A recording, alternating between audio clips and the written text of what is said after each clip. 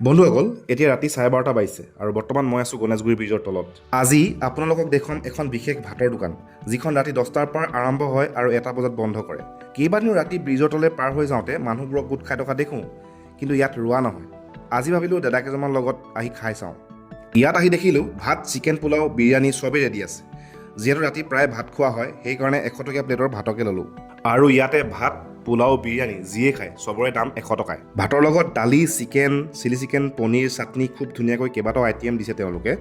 ৰাস্তাৰ দোকান যদিও খুব চাফা চিকুণকৈ ধুনীয়াকৈ ঢাকন দি ৰাখিছে বস্তুবোৰ। খানাবোৰ আচলতে এখন গাড়ীত বনাই তেওঁলোকে লৈ আহে। দোকানখন কেৱল ৰাতি খোলে যদিও কাষ্টমাৰ ৰেছপন্স ভাল যেনে লাগিল। আমাৰ মুখৰ আগতে কেইবাজনো কাষ্টমাৰে খাই গ'ল, সকলোৱে খুব ভাল পাইছোঁ বুলিয়েই ক'লে। যদি কেতিয়াবা কিবা কাম থাকিলে, ডিনাৰ বনাওঁতে দেৰি হয়, তেন্তে কম দামত ইয়াত আহি ডিনাৰ কৰি যাব পাৰে। যিহেতু ৰাতি চিটিৰ ভিতৰত বেছিভাগ ভাতৰ দোকানে বন্ধ হৈ যায়, সেইকাৰণে আহি কেতিয়াবা ইয়াত খাই চাব পাৰে। এনেকুৱা বহুত মানুহে আছে যিবিলাকে ৰাতি কাম কৰে, তেওঁলোকৰ কাৰণে সুবিধা হয়। আচলতে আমাক লাগে কম দামত ভাল খানা। যিহেতু ভোক লাগি আছিল, সেইকাৰণে মই পটাপট ভাতকেইটা খাই ল'লোঁ। আৰু আমাৰ সীমান্তনেও খাই আছে।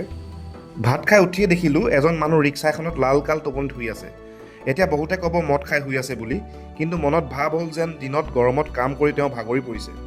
কোনোবাই কাৰোবাক ঠগি বিলাসী জীৱন যাপন কৰিছে, কোনোবাই আকৌ কষ্ট কৰি মৰিছে। আচলতে এয়াই জীৱন।